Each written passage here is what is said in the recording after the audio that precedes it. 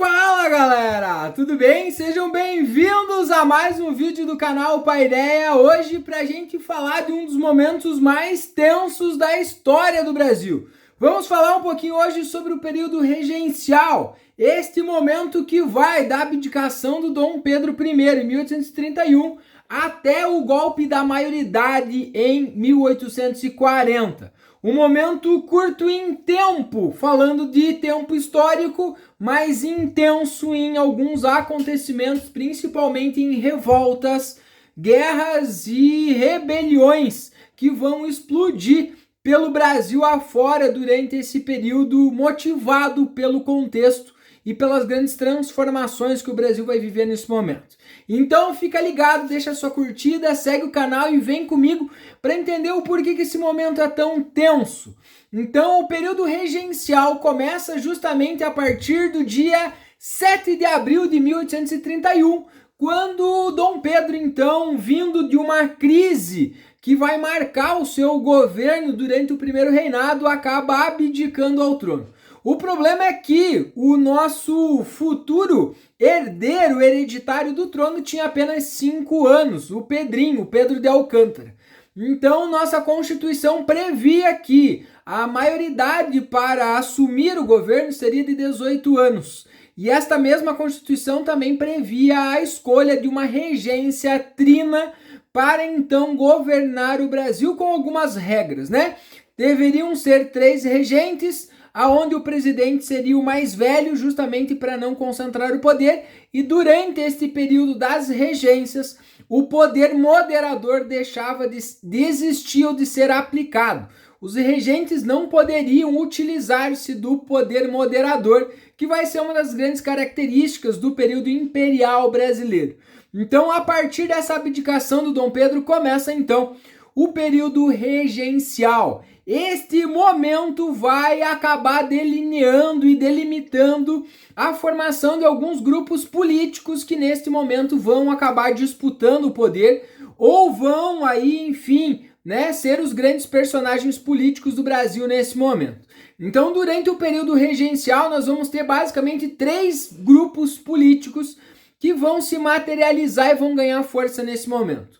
Os liberais exaltados, que eram os pequenos proprietários rurais, homens livres, na sua maioria sem grandes posses.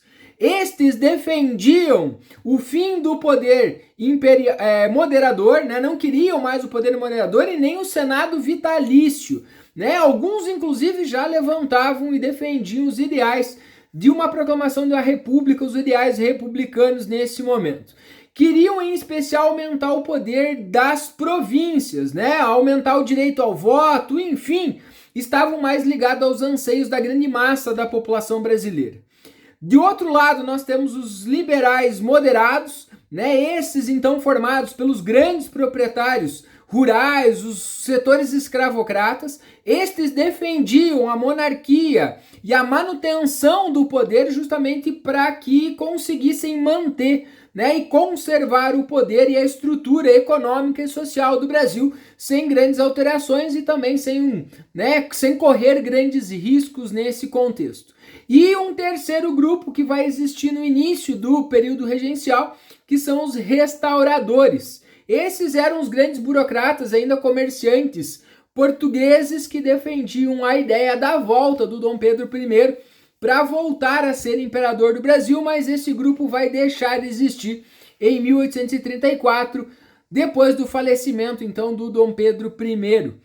Então, basicamente, estes eram os grupos que vão aí ser os grandes protagonistas do cenário político, das disputas políticas do Brasil durante o período regencial. Assim que o Dom Pedro abdica em 31, em 7 de abril de 1831, forma-se então uma regência trina provisória. O nosso Congresso, aí, a Câmara de Deputados e Senadores estava em recesso, então os poucos senadores e deputados que estavam na capital, no Rio de Janeiro, naquele momento, reúnem-se e escolhem uma regência provisória para que até que então se reúna todo o Congresso e faça-se uma eleição para uma regência permanente. Então, de abril a junho, nós temos aí a figura do brigadeiro Francisco de Lima Silva, do baiano José Joaquim Carneiro de Campos e de Nicolau Pereira de Campos Vergueiro como os 3 primeiros regentes da história do Brasil desse período, né? Esses 3 primeiros regentes não vão tomar grandes medidas políticas. Na verdade, a sua atuação política foi muito mais com o objetivo de angariar apoio e não criar grandes movimentos políticos de contestação com a partida do Dom Pedro. Então, em junho de 1831, mais especificamente no dia 17 de junho, é eleita e feita a eleição que vai escolher a regência trina permanente. O brigadeiro Francisco de Lima Silva permanece, mas agora junto com ele nós vamos ter José da Costa Carvalho e o deputado João Braulio Muniz ocupando as cadeiras de regentes de forma permanente. Mas, de fato, o nome que se destaca durante esse período das regências permanentes é o do ministro da Justiça, o padre Diogo Antônio Feijó. Este, como ministro da Justiça, vai provocar algumas grandes reformas e 3 momentos merecem um destaque extremamente importante, que vai refletir na história do período regencial e também ao longo da história do Brasil de uma forma significativa para a gente compreender. Então, em 1831, em agosto de 1831, o Diogo Feijó cria a Guarda Nacional. Essa Guarda Nacional vai ser uma força armada formada, em especial, por membros da elite brasileira, comerciantes, padres, donos de terra, que vão ter e vai ser permitido, né, o controle político e policial de algumas regiões. Né? Para esses membros da elite, o Diogo Feijó vai atribuir com a Guarda Nacional a figura do coronel, né, que era uma patente alta do exército. Então esses sujeitos, de uma forma geral com posses, vão permitir, né, então, a utilização da patente de coronel. E este cargo era distribuído basicamente entre os grandes proprietários de terra nesse momento.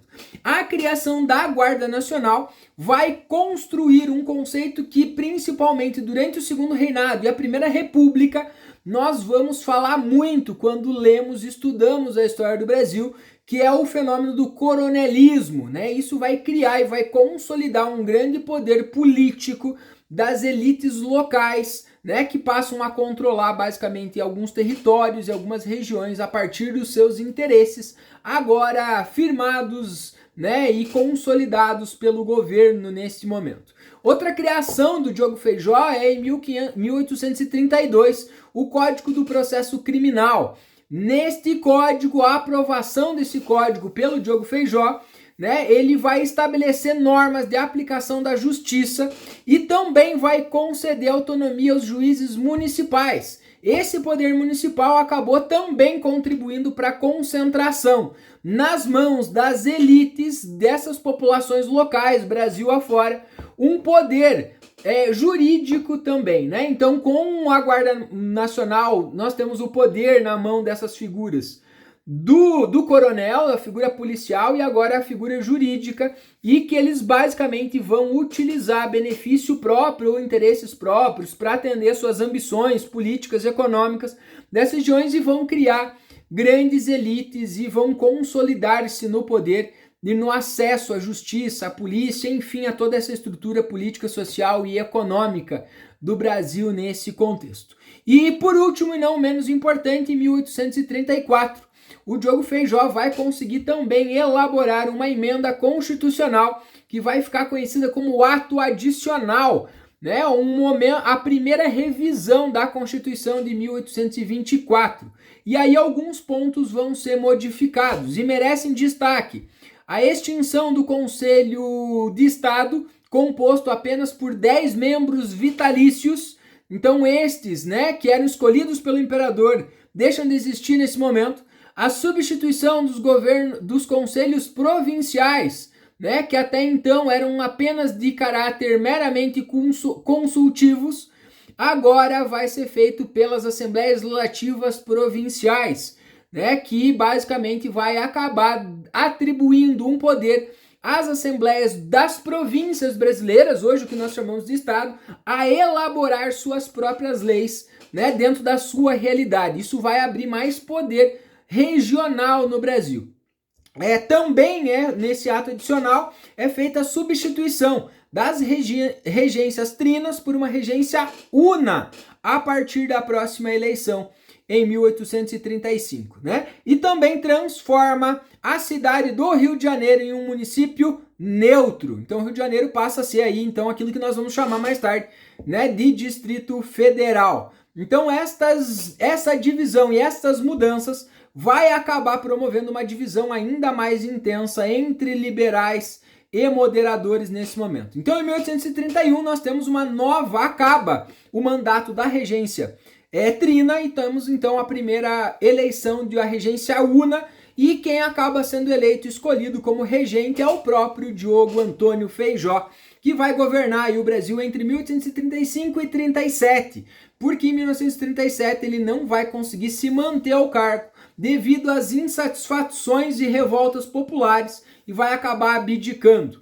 Durante o governo do Diogo Feijó, nós vamos ter o início aí de alguns movimentos, como a cabanagem, a Guerra dos Farrapos, a Revolução Farroupilha, aqui do sul do país, a Revolta dos Malés, e enfim, algumas revoltas vão começar a estourar no Brasil, na verdade, revoltas essas que já começaram, né, algumas a ter início lá no início da década de 1830 devido às condições políticas, sociais, econômicas, culturais do Brasil. Então nós vamos ter aí mais de 10, 11 revoltas de forma significativa, dos mais variados motivos, por questões políticas, por questões econômicas, sociais, pelo autoritarismo, enfim, explodindo, estourando no Brasil. Então o Diogo Feijó não consegue permanecer no poder e acaba abdicando em 1837. Ele é substituído, né, devido a uma nova eleição realizada então pelo Araújo Lima, que fica no governo até 1840. Durante o governo do Araújo Lima, nós temos mais algumas revoltas estourando. Vamos ter a Balaiada, vamos ter a Sabinada, algumas já começando a ser resolvidas e outras começando a nascer nesse momento. Mas o ato adicional de 1834 foi mal visto, em especial pelos setores conservadores da sociedade brasileira, e atribuído a culpa a este ato e essas mudanças justamente o responsável por provocar ou transformar o Brasil quase numa praça de guerra durante o período regencial. Então, a partir desse mesmo princípio do ato adicional, em 1840, ocorre a lei de interpretação do ato adicional. Revogou-se a autonomia legislativa das províncias, devolve-se ao Senado e à Câmara de Deputados do Rio de Janeiro o direito exclusivo de poder legislar no Brasil. Então, neste momento, as câmaras legislativas provinciais daquilo que hoje nós chamamos de estados perdem poder político para, novamente, nós vivemos um processo de centralização política no Rio de Janeiro. Então, isso acaba provocando, então, aí alguns distúrbios. Os progressistas passam a defender, então, como saída, uma solução para os problemas e principalmente para as revoltas que colocavam em risco, inclusive, a integridade do território nacional em 1840, um ato de antecipação da maioridade do Dom Pedro, então a coroação do Dom Pedro aí, do Pedro de Alcântara com 15 anos. Então, acontece nesse contexto aquilo que nós vamos chamar de golpe da maioridade. No dia 23 de julho de 1840, é alterado a Constituição e a maioridade passa de 18 para 15 de anos, para que então nós possamos coroar o Dom Pedro e ele transformar-se em imperador. Por que esta medida é tomada? Porque desde que nascemos como Brasil independente, construímos uma cultura política centralizadora, tanto geograficamente no Rio de Janeiro, quanto politicamente na figura do imperador. O fato de algumas mudanças terem acontecido, né, de a gente ter descentralizado a política e perder a figura de imperador, fez com que o Brasil vivesse um clima de instabilidade extremamente grande durante o período regencial. Então, os poderes políticos nesse momento veem como saída a ideia de centralizar novamente a política nacional na figura do imperador como forma de salvar aí o Brasil ou resolver todas essas questões. Então, por trás do golpe da maioridade tem um pouco deste interesse, mas para você que quer saber um pouquinho mais, procure aí no canal que tem um vídeo explicando com um pouquinho mais de riqueza de detalhes esse período né? E esse contexto e o golpe da maioridade, né? Para você entender aí como que isso tem o desfecho e aí oficialmente a partir desse momento tem início então aquilo que nós vamos chamar na história do Brasil de segundo reinado. Então, fica aí, né? Para você que gosta de história, deixa sua curtida, segue o canal. Até a próxima.